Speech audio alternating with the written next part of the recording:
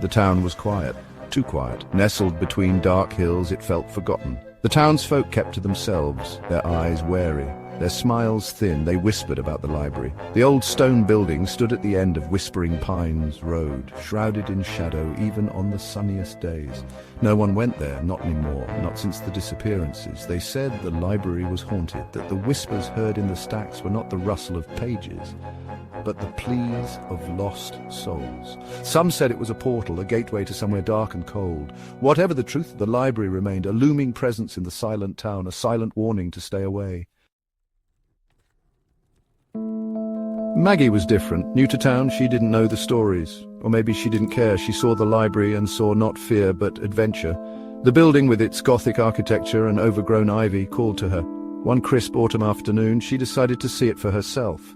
The sun was setting, casting long shadows across the lawn as she approached. A shiver ran down her spine, but she ignored it. She reached for the heavy oak door, its iron handle cold beneath her touch. The door creaked open, as if inviting her in. The air inside was stale and cold, thick with the smell of dust and decay. Light filtered in through grimy windows, illuminating the towering bookshelves that lined the walls. Maggie took a hesitant step inside, her footsteps echoing in the silence. She ran her fingers along the spines of the books, their titles barely visible in the dim light. Then she heard it. A whisper, soft and low, coming from the back of the library. She froze, her heart pounding in her chest. The whisper came again, closer this time. "Help me," it said. The voice was filled with a sadness so profound it made Maggie's eyes well with tears. She followed the sound, deeper into the library's shadowy heart. The whispers grew louder as Maggie ventured further into the stacks, a chorus of voices begging for release. The hair on the back of her neck stood on end. She turned a corner and stopped dead in her tracks. There in the dim light stood a figure. Tall and gaunt, it was shrouded in shadow, its features indistinguishable.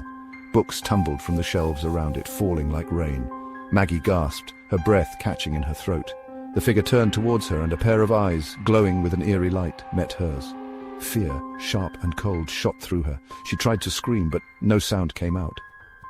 She turned to run, but it was too late. The figure lunged, its shadowy arms outstretched, and Maggie was enveloped in darkness. The whispers, now deafening, seemed to rejoice as she vanished into the shadows, another lost soul claimed by the library on Whispering Pines Road. The library was silent once more.